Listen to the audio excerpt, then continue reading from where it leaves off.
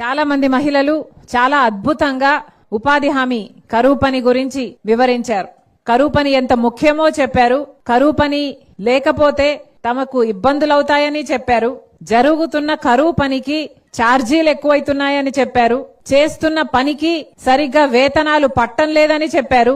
6 రోజులు పని చేస్తే 4 రోజులే ఇస్తున్నారు అని చెప్పారు. చాలా చోట్ల అది కూడా చాలా లేట్ అవుతుంది అని చెప్పారు. ఇంకొక చెల్లి కనీసం 50 రోజులు కూడా ఈ సంవత్సరం ఇవ్వలేదని చెప్పారు. ఈ గ్రామంలో చాలా అద్భుతంగా ఉపాధి హామీలో ఉన్న లోట్లన్నీ ఎత్తి చూపారు.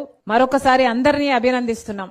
రాజశేఖర రెడ్డి గారు ముఖ్యమంత్రి ఉండంగా ఎన్నో అద్భుతమైన పథకాలను అద్భుతంగా చేసి చూపారు. రైతులకి ఉచిత విద్యుత్ అయితేనేమి, రైతులకు రుణమాఫీ అయితేనేమి, రైతు పండించిన పంటకు గిట్టుబాటు ధర అయితేనేమి, విత్తనాల ధరలు తగ్గించడం అయితేనేమి, లేక సబ్సిడీలు అయితేనేమి, బీమా అయితేనేమి, ఇలా రైతుకు ఏ కష్టం వచ్చినా అండగా నిలబడిన నాయకుడు రాజశేఖర రెడ్డి గారు. ఎందుకంటే రైతుని గుండెలో పెట్టుకున్నాడు రాజశేఖర రెడ్డి గారు.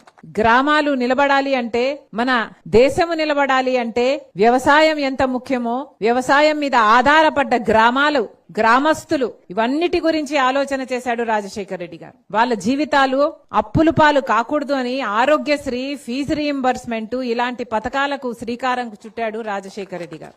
ఎంతో మందికి ప్రాణం పెట్టిన ఆరోగ్యశ్రీ అయితేనేమి, 108 అయితేనేమి, లేక ఎంతో మంది బిడ్డలను, డాక్టర్లు, ఇంజనీర్లను ఫ్రీగానే తయారు చేసిన ఫీజు రీయింబర్స్మెంట్ అయితేనేమి, లక్షల మందికి ఇచ్చిన ఇందిరమ్మ ఇల్లు అయితేనేమి, లేక పేదవాళ్ళకి ఇచ్చిన లక్షల ఎకరాల భూమి అయితేనేమి, ఇలా 1 కాదు 2 కాదు, రాజశేఖర రెడ్డి గారు ముఖ్యమంత్రిగా 5 సంవత్సరాలు మాత్రమే ఉన్నారు. కానీ అద్భుతంగా పరిపాలన చేసి ప్రజల మనిషిగా బ్రతికాడు. ప్రజల మనిషిగానే చనిపోయాడు.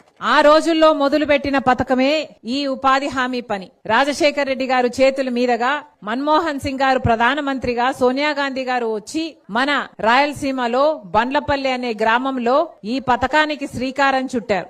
అప్పటి నుంచి ఉపాధి హామీ పని ఎంతో మంది పేదవాళ్లకి భరోసానిచ్చింది. ఎంతో మందికి మేము పని చేసుకోగలిగితే మాకు డబ్బులు వస్తాయి అన్న హామీనిచ్చింది. అంతేకాదు, రైతుల దగ్గర ఎప్పుడైనా కూలీ తక్కువ ఉంటే మాకు ఈ పని ఇష్టం లేదు, మేము ఈ పనికి వెళ్ళొచ్చు అన్న బార్గెనింగ్ పవర్, అంటే వాళ్లకు కూడా ఆలోచన చేసి వాళ్ళ చాయిస్ ప్రకారం వాళ్లకు కూడా ఒక డిగ్నిటీ, ఒక గౌరవాన్ని ఇచ్చింది. అలా ఉపాధి హామీ ఎంతో మంది జీవితాలను నిలబెట్టింది, పనినిచ్చింది. ఆ రోజుల్లో ఎంత అద్భుతంగా జరిగేదంటే ఉపాధి హామీ పని రాజశేఖర రెడ్డి గారు ఉన్నప్పుడు 1,10,00,000 జాబ్ కార్డులు మన రాష్ట్రంలో ఉండేవి. అంటే దాదాపు కుటుంబానికి 2 పనికి వెళ్లినా కూడా 2,25,00,000 మంది ఉపాధి హామీ పనికి వెళ్లేవాళ్ళు. ఈ రోజుల్లో కనీసం 60 లక్షల జాబ్ కార్డులు కూడా లేవు. గత సంవత్సరం